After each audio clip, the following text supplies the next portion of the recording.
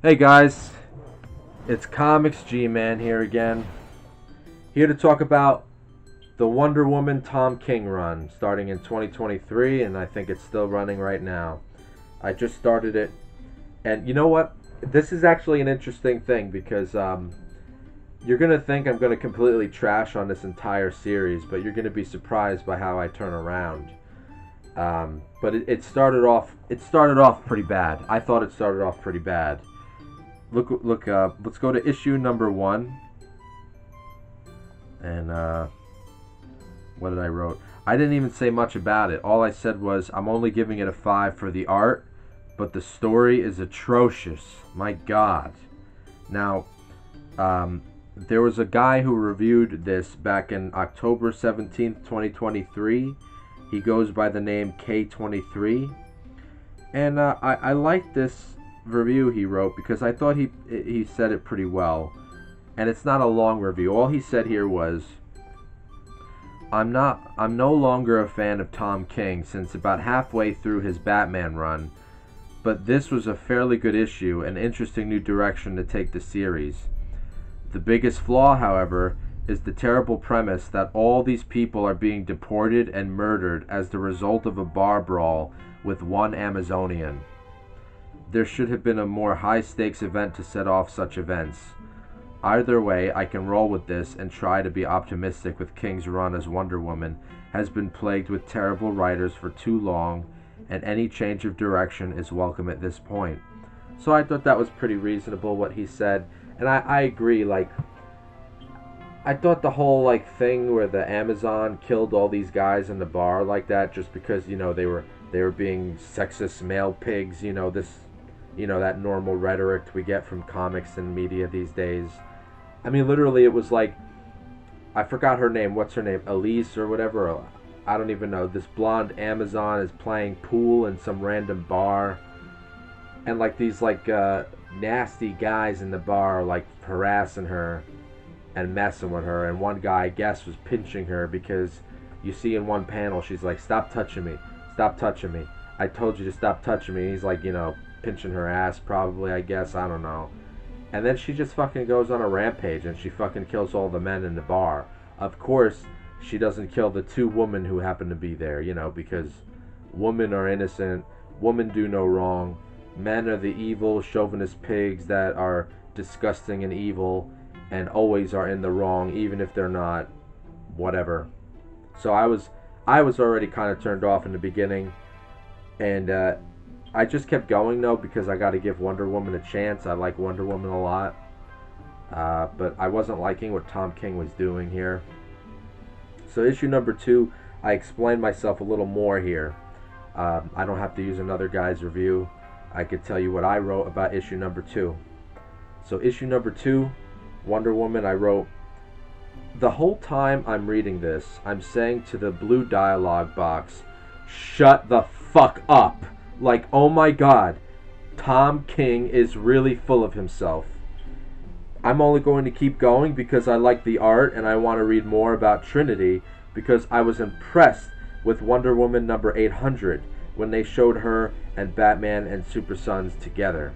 Right, and when I'm talking about, when you're reading issue number 1 and 2, there's I guess it's the Sovereign villain who's narrating during the story, and it's in blue, the box, and it just goes on and on, and I wanted to fucking blow my head off. I mean, it was so overly written and overly bloated. He wouldn't stop, blah blah blah blah blah blah. I don't even want to tell you what he was saying. It was just so contrived, and it was like I felt like someone was lecturing me the whole time while I was reading the issue. You know what though? I did a review on number 800, I thought. Since I didn't write it anyway, I'll just say off the top of my head, number 800 Wonder Woman was pretty damn cool. Specifically when they showed Trinity. The art on that part was so good, and it was really well written. I liked that, and it made me excited to find out who her daughter is. So that's the only reason why I'm sticking with this, because I know her daughter shows up eventually. So I continued about issue number 2. I said, but I'm sorry. This is horrible. Tom King is a tryhard who thinks his writing is some kind of epic, never-before-told story. His tropes are predictable, his villains are two-dimensional, and even the other background characters are really dull. And this is all because of a barroom fight from issue number 1. Bullshit. I've never read any Tom King stuff and heard some bad things about it, but wanting to see for myself, going in with an open mind, I can say so far, I am not impressed with this at all. I've read Gail Simone's run last year, the one she wrote from 2006 of Wonder Woman, and I loved it. This does not even compare to that almost 20-year-old run. The first issues of that I was immediately hooked and finished it so fast. Why didn't you guys hire her or a writer like that? Why Tom King? He is clearly a pseudo-intellectual. Hopefully I soften up next issue, but if it continues to be this condescending bull, I'm going to be rough on this series. I also liked another review that somebody wrote down here. This user wrote, it's Jess, that's the guy, or whoever, he wrote, just what I like to read when I read a Wonder Woman comic.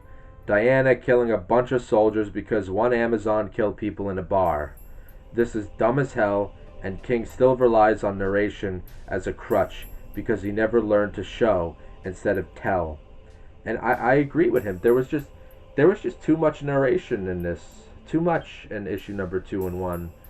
It was way too bloated. And look, he gets into a little thing with this guy, right, in the review. This guy, Toonstrack, says to him, she's killing soldiers because they are shooting missiles and bullets at her. Every single instance so far she used violence, it was used against her first. Pay attention. Yeah, but that's not the point. The point is this whole direct conflict is happening because this Amazon woman killed a bunch of men in a bar, and now the entire government and everything is on like a propaganda campaign against Amazons. And they're like, it's like a fucking analogy about immigration and illegal aliens, let's be honest. And it's like, so now the government doesn't trust the Amazons, they want them out of the country, and the Sovereign is like brewing up this propaganda that the Amazons hate men, and that they're destroying our way of life and our culture. It is so dumb. It is so dumb. And if it's Jess' response to Toonstruck, he says, if that's what you get out of that statement, it's really no surprise that you have an average rating of 9. Apparently everything is a masterpiece to you. Lol. And then Toonstruck replies, do you realize how little sense your response makes? If that's what you get out of that, if what is? I didn't reframe your words. I didn't quote you. I responded directly to what you said. What else was I supposed to get out of your comment? Also, I don't review books I didn't like unless I really, really didn't like it. None of that is an argument. Just say you didn't. See, like these people, right? They don't really say why they disagree with you. They just go on a tantrum. Alright, so, and look, I also like this guy, what this guy said about it.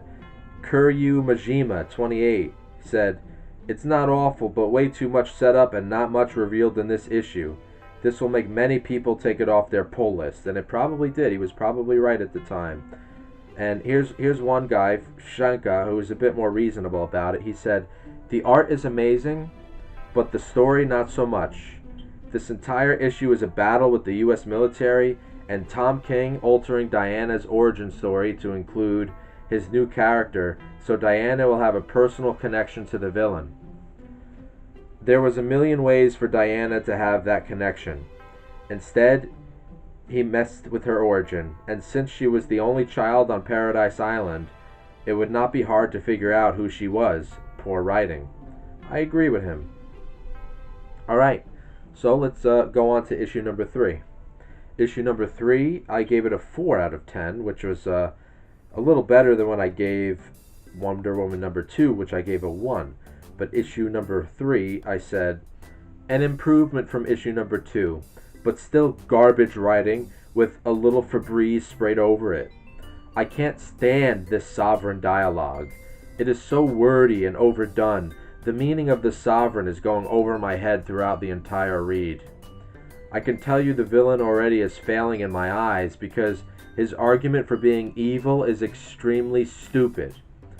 Obviously, King is making modern day political connections in his writing that just doesn't make sense in Wonder Woman's world, in my opinion. Blaming the Amazons for the destruction of American culture, how the Amazons want to kill all men, and how the Sovereign uses the lasso of lies to make a soldier commit suicide, leaving a note that he blames Wonder Woman. This is retarded, because this is the same world where Superman, Batman, and many other male heroes dwell and thrive in. So, the fact that the Sovereign is brewing up this campaign about the women want to kill all the men and all this nonsense, it doesn't even add up. Like, I think what King is trying to say here, he's trying to equate the Sovereign with the modern men who are tired and angry and annoyed at what feminism has become and how feminism has now, like, what they do to men, how they treat men. But he's trying to make it like that anyone who feels that way towards women is a sovereign, is an old man, is an evil white man. I think that's what King is trying to say. There's no reason here. It's bullshit though, because that's not what most men feel now. Like, there's a reason why men feel apathetic and tired towards feminism and these fucking women who fucking rag on them all the time. But to equate the Amazons to the modern day feminist also in itself is a joke, because I don't think the Amazons are that. I just think the Amazons are the ideal, but they never. I don't see how they're. It just annoys me that they equate the Amazons with the feminist movement. It just annoys me. It really does, because I feel like they're beyond that. It's beyond that. I mean, these aren't even regular women. These are women who lived on an island for forever, and they live forever unless they're killed. And they don't deal with men or anything. Like, they're complete mythological beings. I mean, it's above the modern day political tripe. Think about it. If you are a being that lives like 6,000 years and you don't even bother with what's going on in other civilizations, and maybe you have a couple of your Amazons, like Wonder Woman, for example. She goes off of the reserves, and she goes out into the world, whatever it is at the moment. Sure, she sees what's going on or what's happening, but most of the Amazons are like to themselves. I mean, if you go by the logic. So to equate them with the embodiment and symbolism of feminism is a joke in itself. They're mythological beings. I mean, should we equate Zeus with Republicans or MAGA people now just because he's a man with lightning bolts and he's a god? I mean, it's fucking ridiculous. The point of science fiction and fiction is that it goes above and beyond our modern day bullshit. That's what these writers don't understand. These writers are supposed to take us out of the modern day nonsense and create something that could last beyond. Like, some stories you read will last forever because it doesn't matter what the times were. Whatever, man. I'm just beating myself to death over this. So I wrote here, there is no way the Sovereign even has a, quote, well, maybe the guy has a point, but he's still wrong kind of vibe. What I'm saying here is like even this villain, this Sovereign that we're introduced to, like, the villain is not interesting. Like, I'm not saying like, well, I don't like this villain. I think he's a prick and he's an asshole. But he has a point about his point of view. I could see why he's the way he is. I'm not getting that feeling from the Sovereign so far.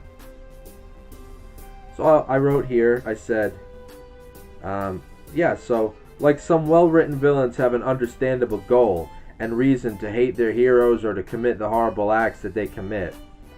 But so far, I have no idea why this old dude who cosplays as a king has a bug up his ass for the venerable Amazons. Is he immortal? Is that why he refers to the American history bits and refers to himself as we? Yeah, he constantly says we. He doesn't say I or me like he's talking for a hive mind or something. I don't know. The only saving grace that kept me interested was when we found out the Amazon who killed the men in the bar is pregnant, and then the panel shows Trinity behind bars being asked if she wants to hear more about the story. One thing though, then, so is Trinity Wonder Woman's daughter, or is she the daughter of this Amazon that killed a bunch of men in a bar, and then eventually Wonder Woman just takes her up? That'll be fucking lame. I'll be honest with you, if that's what's gonna happen, I'll be fucking disappointed with this story, because I think Wonder Woman should have a fucking daughter, man. What's so wrong with that? If that's what it's gonna be, I'm gonna be annoyed with that. So anyway, I wrote, God, never before would I have thought Wonder Woman in her own story would feel like a fill-in like this. This should really be called Tom King's Delusions. We are annoyingly sovereign and stuff. So that's what I wrote with number 3. I'm sorry.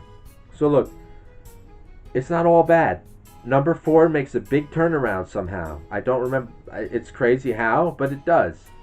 So I gave issue number 4 a 10. Now how do I go from 4s and 1s to giving this issue a 10? That's crazy, right?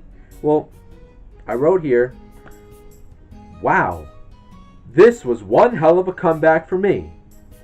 Going in with low expectations because frankly, so far, this run has been horrible.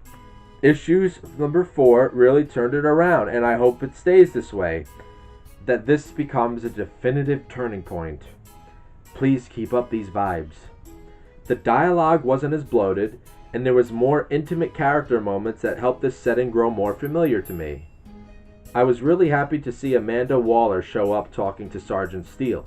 Should be great to see how she fucks with Diana. But just a note now, Waller really has nothing to do with the main storyline of Wonder Woman. It's going to have something to do with some shit tie-in called Absolute Power, and it's not even worth talking about.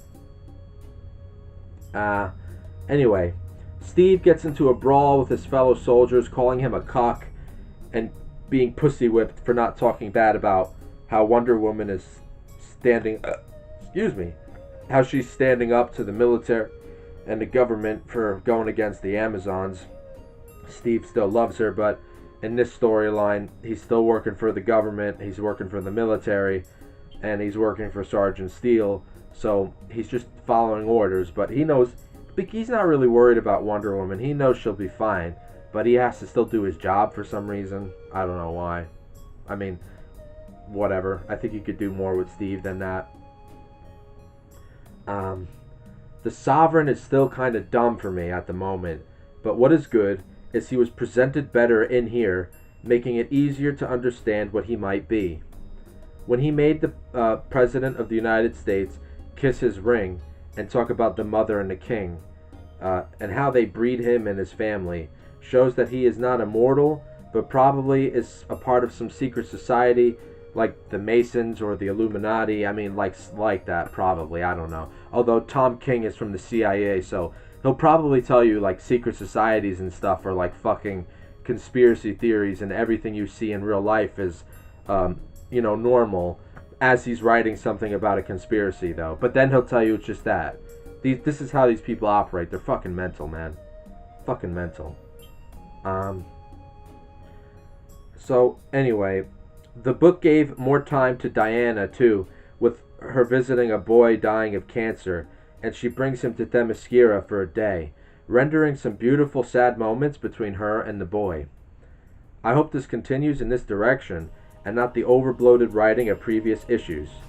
Oh, and of course, the art in this was perfect. Yeah, like, there was a part... Well, my one criticism is, though, like, so it went from all this stuff with her facing the government and the military, and then, like, she just randomly shows up to this family's house, and this boy has cancer, and she, like, takes him out for the day.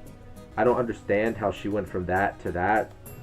That was kind of off-putting, but, I don't mind it, though, because the story was shit anyway, so this was kind of like a starting over a little bit in a way, so whatever. I didn't mind that. So I wrote for issue number 5, I gave it a 9.5. I said, while not as perfect as number 4, this was still a page turner and had some great dialogue between Diana and Cassie and Yara. As the Sovereign, and those are all the Wonder Girls that are working with her, or, well, not yet. As the Sovereign was building up a small army of Diana's rogues gallery, Giganta, Dr. Psycho, Angle, and I forgot who the other one was, but it's one who's obsessed with Diana. She's like crazy. Diana was one by one challenging her Wonder Girls and forcing them through oaths not to assist her in the upcoming battles she will face. She wants to face this on her own. Each challenge was unique, and I enjoyed watching Diana stick an arrow in Yara's belly, have an emotional conversation with Cassie while they were arm wrestling to the death. And my favorite was Diana beating Donna at Injustice 2, literally. This was a lot of fun this issue, and King slightly fell back into overbloated writing in some panels, but he seems to be getting more focused here as we go on. Obviously, by the end, all three showed up at Diana's apartment to say they weren't going to follow the paths or her oaths. Even after Diana beat each of the Wonder Girls and made them promise and swear that they would mind their business and not help her, they break the oaths anyway and say they're never going to do that. They owe Wonder Woman too much. So that was cool. I like that. This was a great ish to get the reader to form a subtle bond with these characters and what they are about to do and who they are, so I liked all that. Issue number 6, I gave it 10. I said here, damn, this was as epic as watching a movie. Some of the most intense battle panels I've seen. Wonder Woman facing off Giganta, Circe, Silver Swan, Psycho, and Angle, all together beating the hell out of her. Giganta throwing the Washington Monument full force into Wonder Woman, and with all of that, Wonder Woman still stands but weakened. And the last piece of the chessboard was Darkseid's daughter, Grail, fresh and ready to kill. So yeah, like, she's getting thrown around, Wonder Woman, in this. Like, as she's fighting Giganta, she's flying around, getting annoyed by, what's this one's name again? Silver Swan, who has some kind of, like, obsession fetish with Wonder Woman, and she flies with her wings. So she's flying around, like, fighting Wonder Woman and shit. And fucking Giganta punches through the monument a little bit at Diana and makes them fall to the ground. And fucking Giganta picks up the Washington Monument, you know, the fucking Egyptian phalanx, the fucking penis, obelisk, whatever we call it. She picks it up and she fucking aims it straight at fucking Wonder Woman and Silver Swan, and bam, throws it right at them. It was pretty epic. All these other things are going on, and it didn't work though, because Wonder Woman pushes it up because she didn't want Silver Swan to die with her. And I wrote here, this was really good. Oh, what'd I say? Oh, and yeah, and Wonder Woman is beat to hell and fucking tired, and Darkseid's daughter, Grail, comes out of nowhere, and it was pretty cool. I did like this issue a lot. I said this was really good. Oh, Grail and Wonder Woman fight each other like a Dragon Ball Z episode to the death, with both of them falling unconscious. Clearly, the Sovereign plans to do some kind of games with the now vulnerable Wonder Woman. This was really good stuff. The action and art alone makes this issue truly a masterpiece worth trudging through some of the wordy, overbloated writing of King. Wonder Woman number 7. I wrote down, this was a nice break from the main story to lighten things up for now. Oh yes, Superman and Wonder Woman are out in like a mall out in the middle of space, the biggest mall in the universe, shopping for a gift for Batman's birthday. This was actually more fun and familiar than I originally would have thought.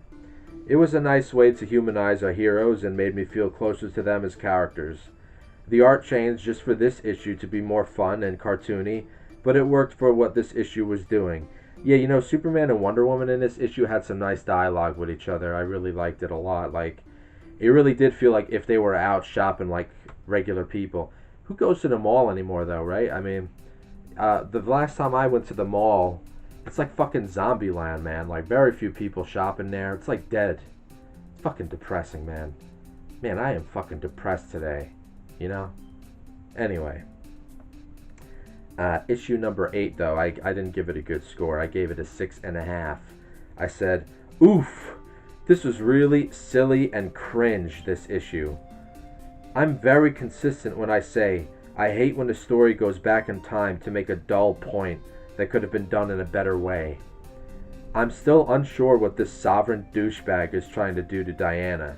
Is he trying to turn her into an obedient 1950s housewife? Legit, I'm serious. I don't get it. Why? And he says to her that she can't be a savior because she is a woman. Yeah, like he's like making it like she's trying to be the next messiah or something of humanity. And I sit here, but Diana has never claimed to be a savior or a messiah. She's just a hero. What is he talking about? Like he's going off on these like religious tantrums and like quoting the verses of the Bible and skewing some of the verses for his own like means and all that, you know, like that bullshit. It's like a fucking book of Eliot, or what was that Denzel Washington movie where they were using the Bible for their own means? Book of Eli, that's what it's like, that kind of bullshit, you know. I'm saying I don't understand the sovereign's motive at all, and it just seems like Tom King has this obsession with always drawing up the same 1950s cliche tropes that bore the hell out of me. Like, okay, alright, I'll be honest, I say here, it worked pretty good with WandaVision, but that was also loosely based off of King's Vision run, but that has more depth to it than this. Like yeah, WandaVision, remember if you guys watched the WandaVision show, it's going from like the different TV periods and it's showing like what men and women were considered at the time. But you know, it was like, I thought it was pretty cool because it turns out, spoiler, if you didn't watch WandaVision by now, which I was one of those guys who didn't watch it until like last year or so. So yeah, I understand it. But like it turns out that Wanda was doing all these visions because I'm pretty sure it had something to do with Vision. Vision died. Yeah, Vision died in Endgame, if I remember right. Thanos killed him in that.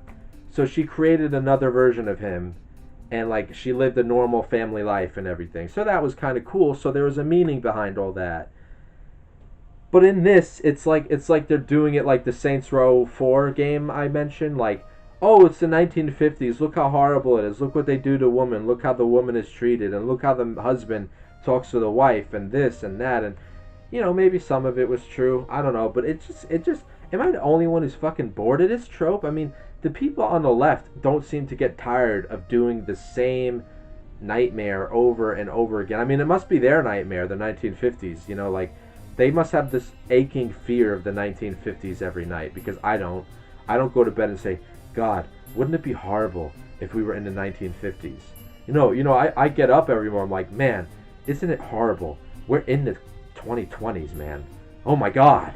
Like, I'm thinking about what's going on now, man. Now. 1950s is gone. What the hell? What's the joke here? So I said, I still can't see the goal of the sovereign. Yeah, the goal is unclear. Why does he hate Diana so much? Is it really the boring answer of, quote, well, he's a bigot and a sexist and a phobe? I mean, this is a comic, come on. This has to be something bigger than that. Diana has fought gods and monsters. This has to be more than just a few sexist perverts in Washington taking down our girl Wonder Woman. Oh, I'm sorry, I called her girl. Oh my god, I'm so sexist, I called her our girl. Oh my god. Oh, and it's not like, oh, but when I call Superman my boy, you know, that's not an endearing thing or anything. No, I'm being, do they even have a thing about that if you're saying it to a man? Oh, but when you say it to a girl, oh, you gotta call her woman. You gotta be fucking, you gotta say it right. Fuck you. And I said, a little more imagination, please. Not a terrible issue, however. The art still holds up. And oddly, I am interested because I want more answers to what the fuck this is all about. Yeah, like, this was an annoying issue, right? Like when Wonder Woman is in being tortured in her mind by the Sovereign somehow. I don't even know how he's doing this. He can't be doing it with the lasso of lies, because all that would do is make you tell lies. But I guess it could give you visions in your head, and he could... I don't understand this part either. So, like, she's, like, making dinner for Steve. She's being a 1950s housewife. And they're in the house, and then she just lives in the house, and she's like in her 1950s housewife garb, I guess, and Steve is being, you know, your generic asshole husband from the 1950s, and he's being like, You didn't make the steak good enough for me. Is this what you're gonna do with the meat? Am I gonna have to start making the meat myself? And this is bullshit, man. I'm telling you, this is some bullshit stuff. I mean, maybe I'm not saying there weren't people like this in the 1950s, but like in my own experience from like my grandparents, for example, I never saw them act like this. Like, and they were married in 1960, and but they weren't like the modern types. Like they didn't really follow the 1960s trends and everything. They were like your traditional married couple, but like my grandma worked and everything to help the family, but my grandpa did like the he did the engineer work and all. But I mean, he would come home, she would take care of the kids, and she wasn't about the careers and stuff, but like she wasn't miserable about it either. But he wasn't an asshole about what he was, and they were just doing what they had to do to survive. Like there wasn't any of this like I'm putting you down because you're a woman, or I'm gonna put myself up because I'm a man. Like the man had certain things that he had to do at the time. Like that was the reality. What is your problem with that? Like there was a reality here. Like the men were the ones who had to provide at the time. And they had to figure out like the hard jobs they had to get into, or some of them didn't even get a fucking job. Some of them became drunks, or they fucking lost it all. Like you people act like there was some kind of patriarchal monster at the top and all the men were having a great time off of the woman suffering. What fucking world are you in? Grow up. Wake the fuck up. None of that was real, what you're saying. There were people doing what they had to do. Just like now. Except now things are even weirder. It's even weirder now. So stop this bullshit about the 1950s. And I'm not deifying it. I'm just being a realist. It wasn't the utopia that the Republicans make it, but it wasn't the nightmare that the Democrats make it. Okay? Different times, different things happen. That's it. Get over it. I mean, God's sakes, you don't see me having nightmares about the 1800s. I mean, you people are fucking weird. You're fucking weird. Alright, so, I also, just to bring up this other one, let me bring up a couple of reviews that talked about number 8 that aren't my reviews, that gave it an even worse score.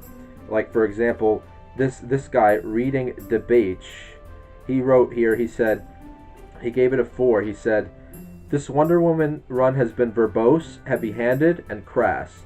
Every book has enormous amounts of overweening, superfluous monologue dumps. Yet it reduces the titular character to babbling 2 words over and over again in virtually every scene she's in. Poor Wonder Woman. She's a lot more intelligent than she appears to be in this book. What a dreadful shipwreck this has been. Comic books are all about concision. Tell a good and fun story, failing that, a fun story, in a lean and efficient manner. This is not good, fun, or concise, and yet the overall plot is not all bad. I would like to see Wonder Woman and the Amazons dealing with tyrants and evil political practices. Just give it to me in a concise and elegant manner. Please, kill your darlings. The artwork is absolutely beautiful and a perfect 10 out of 10. At this point, just release the books without the text on them. It's not fair to bury the illustrations under such garrulous writing." I couldn't have said it any better myself. Well said, my friend. And one more other review. This guy says, this is a long one, but I think it's worth talking about. This review is named Bats44121. He said about number 8, he said, Wonder Woman's character was created and introduced in All-Star Comics as a character to raise up and unite American people. Now we have CIA's Tom King using the DC Comics issue almost as a parody level of absurdity of targeted hate based on race, gender, and religion. If the roles were different, the DC Comics published tract would be labeled as a hate crime piece. But as it is, CIA Tom King's effort to divide and demean is now good comics fiction. He goes on, he says, Wonder Woman is a prisoner of the criminal sovereign who seeks to brainwash Diana with the lasso of lies.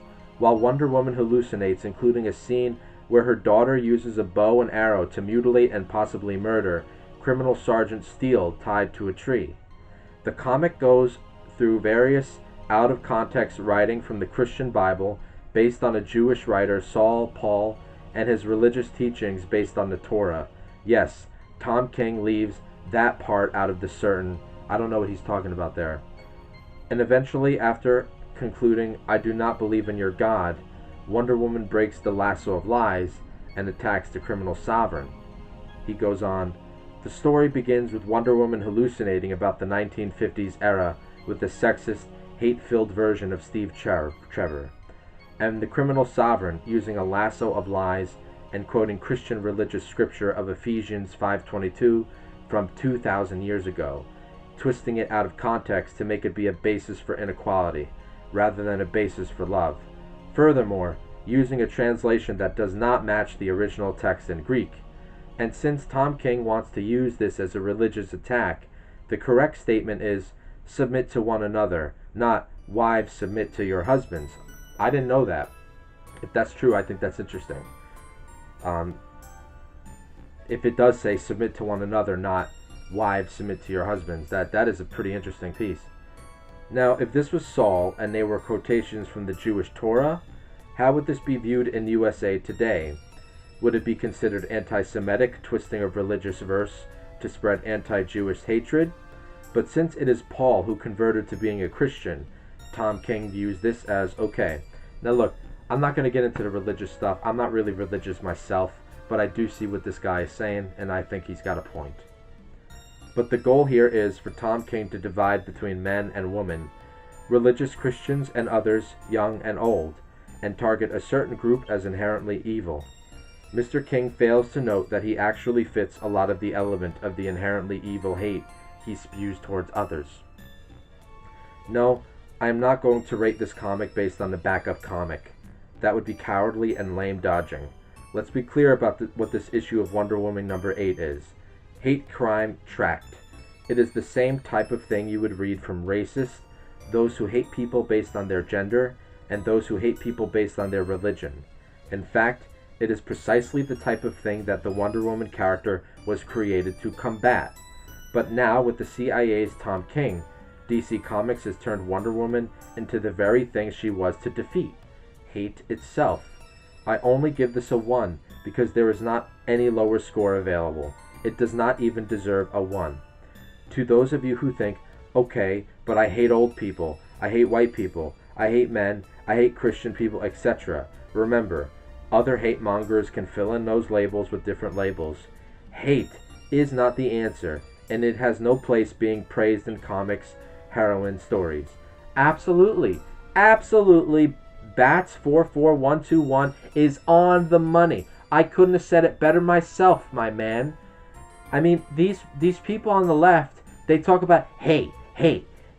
We don't like people who hate this and hate that, and we hate this and we hate that. You guys hate people too. You're filled with hate. You're probably more filled with hate than the people you're accusing of being hateful. It's so true. So, Bats, I gotta give it to you. And you know, I gotta respect the guy. He's got the profile picture. He's wearing the Adam West Batman cowl. I gotta respect the man who's wearing the Adam West cowl. I'm sorry. That is the man that I respect. Adam West boy. Hell yes. So that was a fantastic reaction by Bats, and I'm happy to add that to this review here. I think that was very important what he said. And look, like I said, I'm not religious really. I don't go to church. I'm not into that stuff.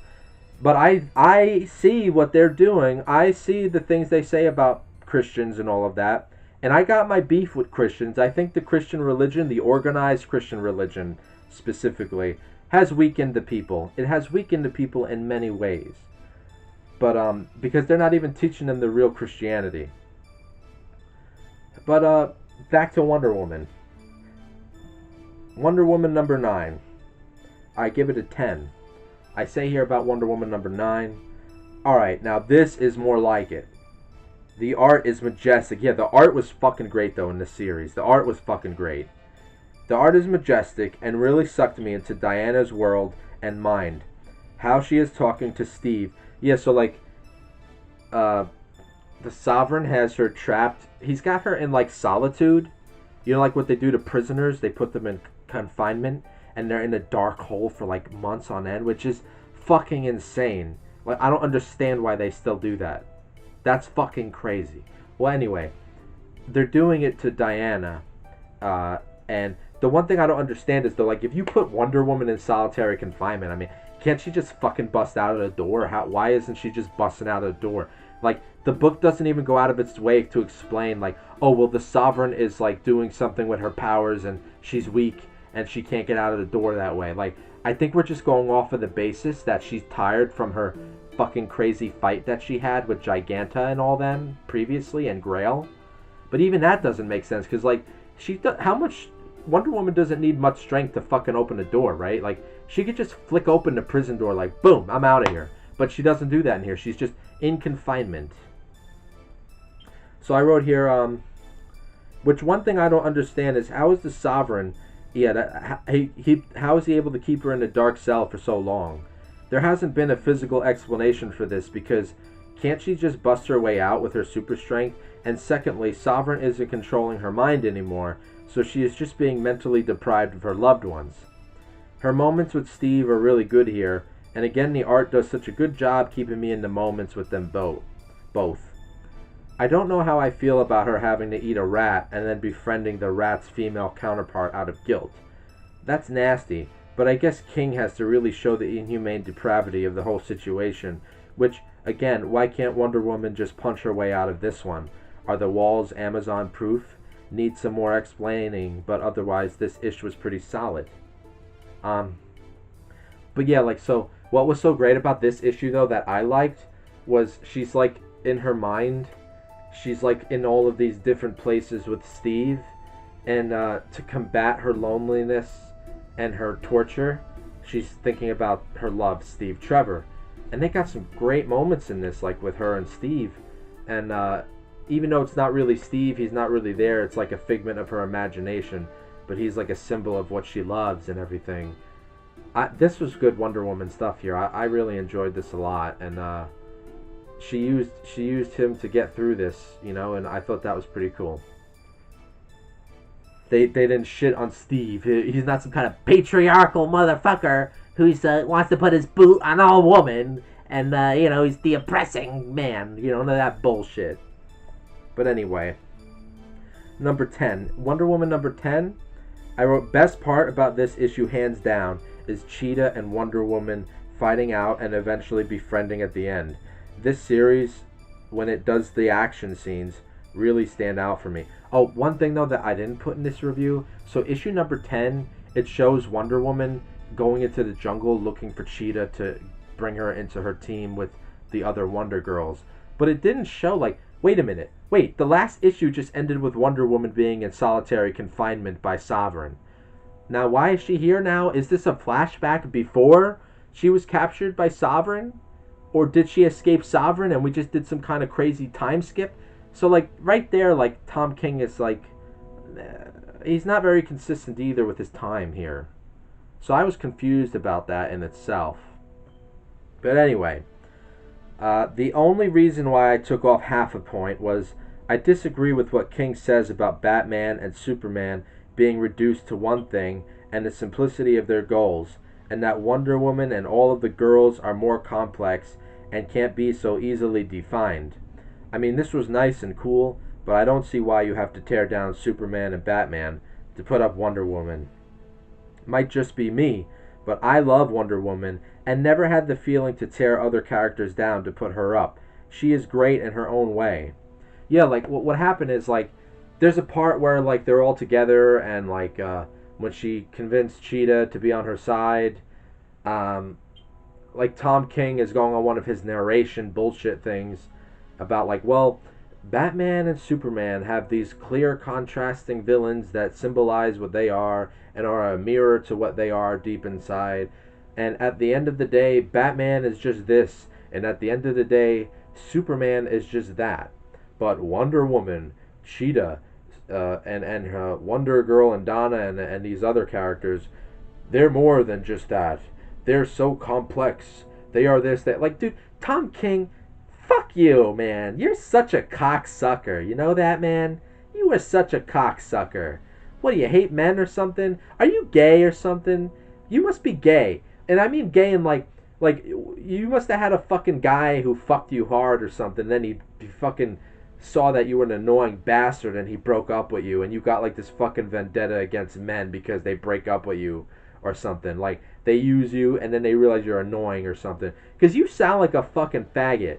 Like, seriously, man. Like, throughout most of your comics here, you sound like you hate men. And, like, they fucking... Like, you got some kind of vendetta against all men. And, like, oh, all women are these perfect, angelic, complicated, beautiful creatures, but men are just simplistic nothings. Like, you sound like a fag. You know that, man? Like, what do you put, you know what, you like the, you guys ever watch, 40-year-old version? You remember when, which character was it? Was it the one that, Seth Rogen was playing? Or was it the other guy? I forgot which one it was. Well, one of them was telling Steve Carell, you put pussy up on a pedestal, man. You're putting the pussy on a pedestal. You gotta stop putting the pussy on a pedestal. Dude, that's what Tom King sounds like. He sounds like he puts the pussy up on the pedestal. He's a little too much here. A little too much idolizing and deifying women. A little too much here, man. It's kind of creepy, actually. Do you get laid enough? I mean, you might be married. I don't know your details. Maybe you're married and your woman don't put out enough. I don't know what your problem is, but you're definitely doing too much here with that. You know, I get it. I get it. Hey, I love women too, but I mean, not like that, man. I don't put the pussy up on a pedestal. So, get over whatever happened with you and your boyfriends, man. Deal with it, man. So anyway, I wrote here, but why I rated this high and let that one peeve of King barely affect the score was I have to give King credit in how he wrote Cheetah and Diana's dynamics. It was excellent and epic. I'm one of those guys that love Cheetah and Wonder Woman 1984. I know, shoot me. I'm one of those guys who... I got bad taste. So I love when they do a good job with her in the comics like this. Yeah, dude, like, Cheetah in 1984, I thought she was pretty sick. I forgot who the actress was who played her, but you know, she reminded me of, like, Jane Fonda, or, like, I don't like Jane Fonda, don't get me wrong. I think she sucks. But I like their look. Like she looks like a Fonda, man. Like, the actress who played Cheetah looks like a Fonda, man. Like, her face and everything, like, and she's so nice looking. Like, I loved her as Cheetah. I thought she did a great job. But yeah, like, in this, Cheetah and Wonder Woman have these great action moments, and they're fighting each other. And Wonder Woman does get knocked out at some point, and it's talking about how, like, well, Cheetah is the opposite of Wonder Woman, and it explained, like, why they're like Batman is the Joker, it's Wonder Woman and Cheetah, and that made sense, and I like that. But of course he goes too far, and he has to be like, oh, but she's more than Batman and Superman, she's better, she's complicated, she's everything, she's this, that. Shut up. You should have just stuck with Cheetah and Wonder Woman. You were doing real good until you fucked it up there. These people don't know when to stop. Alright. Well, guys, that was the review for issues number 1 to 10 of Wonder Woman. And let me tell you, I am struggling today. I am struggling. I am tired. I am pissed off a little bit. And I am just a little, have little patience today. But I wanted to do this anyway. And if you came this far and you listened to my rant this far, I thank you so much for that. I really do. I appreciate it. Please have an open mind. I am only a man. I am a human being. I am prone to having different opinions, and some of them you might not like, and some of them I might not even like sometimes when I look back on it. But you know what? Freedom of speech and freedom of expression. And I'm allowed to be pulling and pushing and changing and thinking and different things. You know, I'm just so sick of these people who are saying, oh no, there's only one right opinion and one wrong opinion, and human beings are just this constant line of base, and we're always supposed to be the same, and if you go off of that line, you're evil, you're this, you're that, you're racist, you're sexist, or whatever. Get over yourself, man. Get over yourself. Read more books. Look into life a little more. Talk to more people. Life is not just A and B. Get over yourself. Grow up. I am sick of your bullshit. God damn! You people are making life boring! You're making life so boring! Let it be sporadic! Let people say crazy shit! Have a goddamn good time! God damn! What is this? We gotta live this safe, clean, sterile life? Fuck you! Have a good one.